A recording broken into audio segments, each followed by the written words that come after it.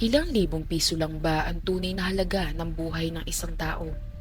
Sa mga iskinita, palengke at barangay dito sa Pilipinas, hindi na bago sa atin ang sistema ng tinatawag nating 5-6, mga pautang na may arawang singilan na mabilis ang solusyon sa gipit na sitwasyon.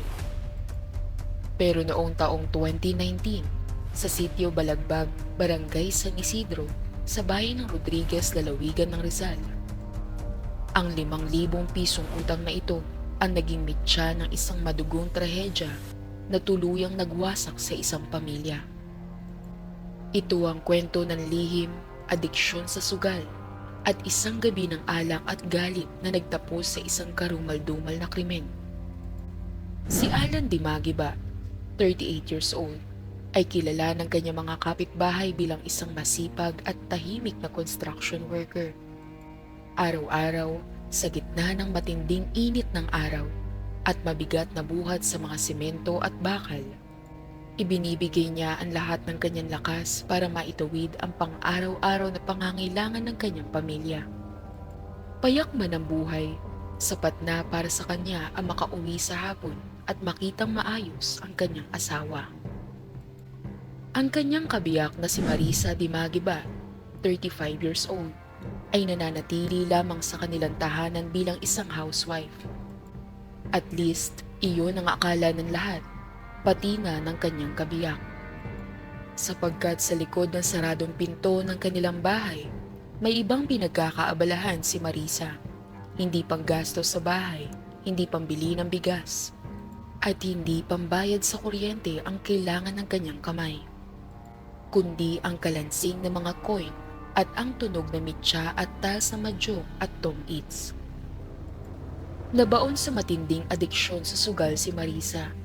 Sa simula, mumunting barya lang ang kanyang itinataya mula sa natitirang budget sa palengke.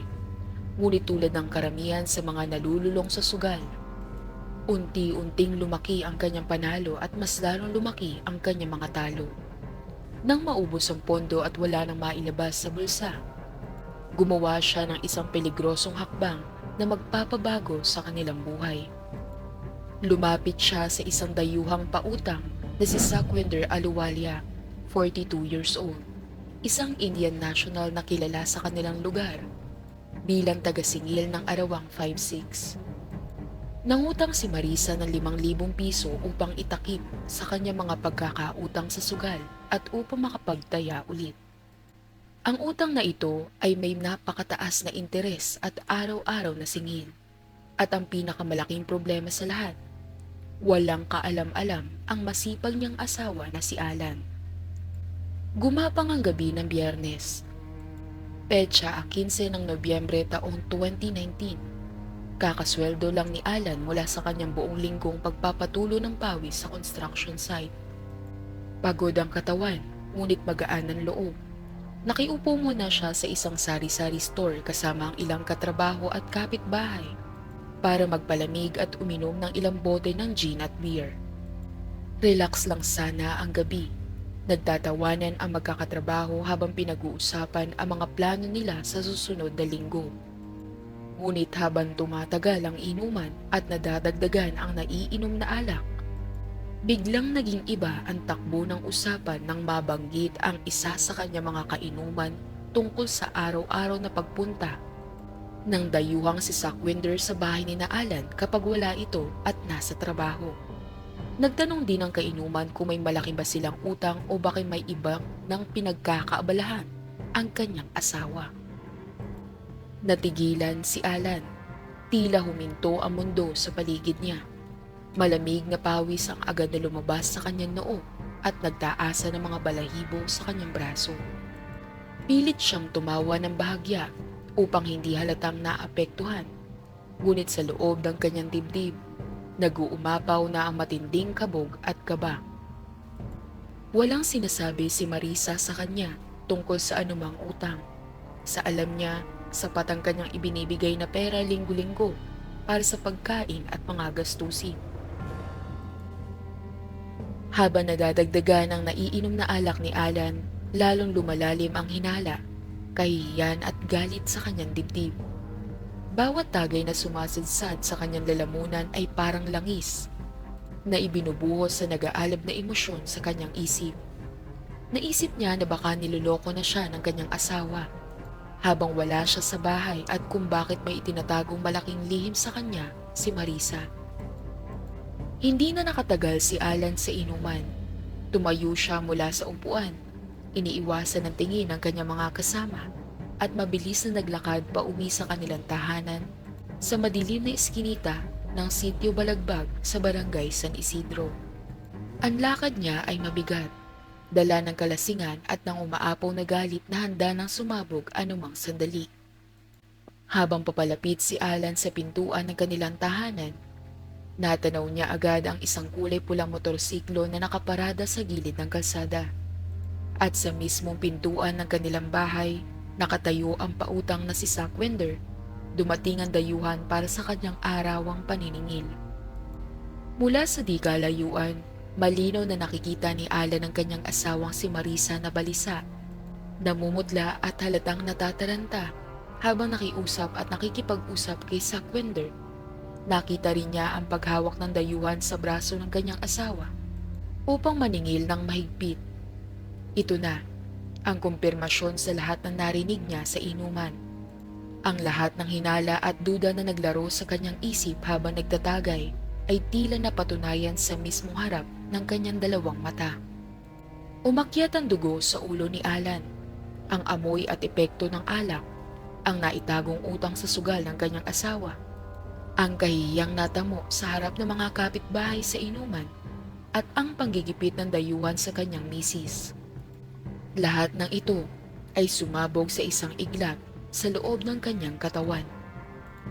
Pumagitna si Alan at mabilis na itinulak si Zack Wender.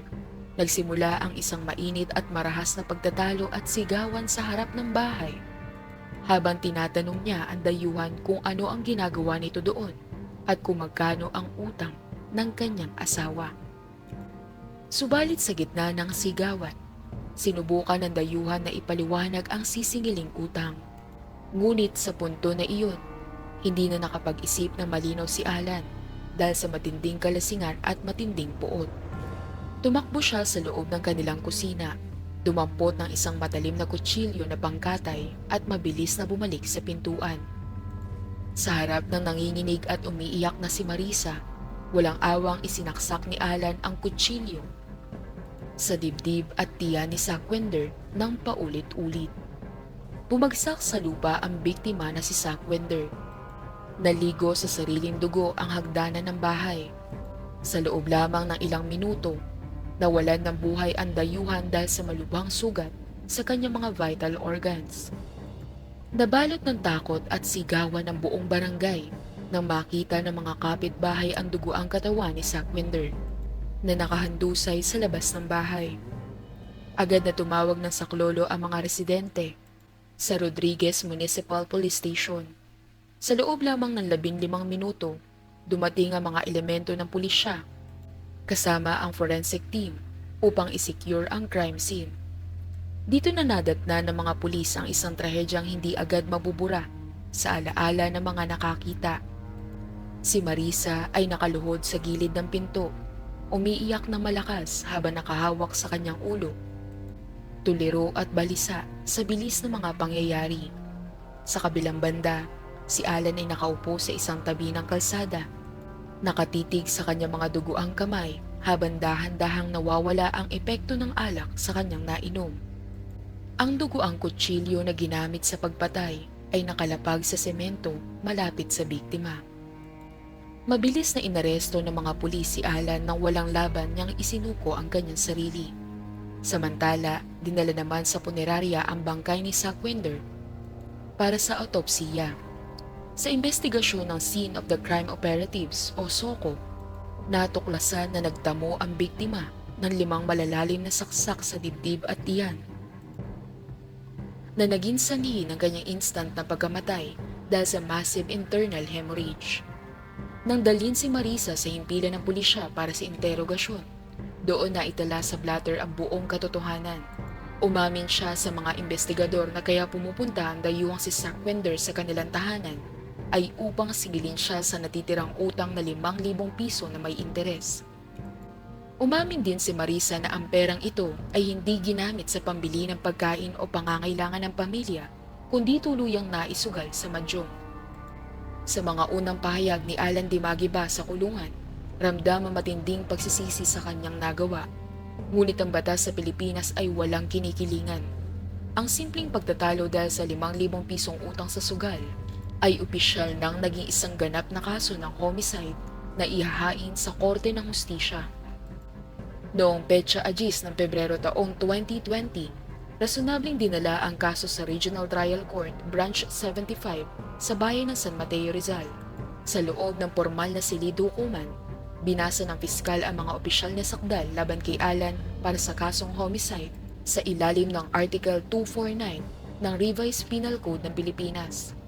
Sa gitna ng paglilitis, idinipensa ng abogado ni Alan na wala umanong premeditasyon o matagal na pagpaplano ang nangyaring pagpatay. Ayon sa depensa, nagdilim lamang ang isip ng akusado dahil sa matinding epekto ng alak at sa matinding emosyon nang makitang hinahawakan ng dayuhan ang kanyang asawa para maningil.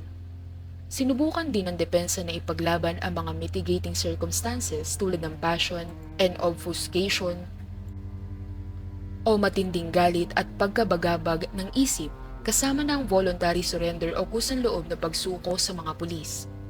Subalit naging matatag ang prosecution team sa pagpapakita ng mga ebidensya at mga forensic report. Binigyan diin ng korte na ang pagkuha ng matalim na kutsilyo sa kusina at ang paulit-ulit na pagsaksak ng 5 beses sa vital organs ng katawan ay malinaw na nagpapakita ng direktang intensyong pumatay o tinatawag sa batas na animus interferendi. Pagkaraan ng halos 2 taong pagdinig, noong petsa 25 ng Nobyembre taong 2021, inilabas ng hukumang pinal na desisyon at hatol ng hustisya. Napatunayang guilty beyond reasonable doubt ang akusadong si Alan sa kasong homicide.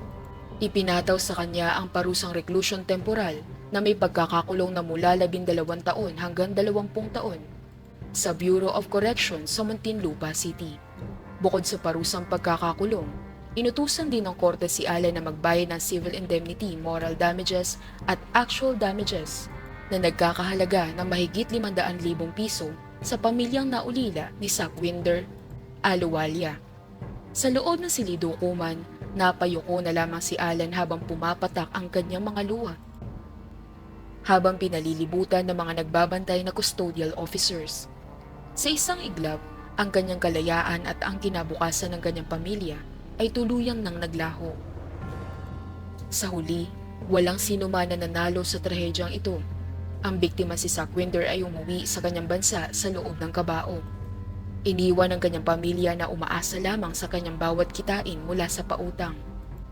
Ang akusadong si Alan naman ay nakatakdang magpalipas ng pinakamasayang taon ng kanyang buhay sa loob ng malamig na bilangguan.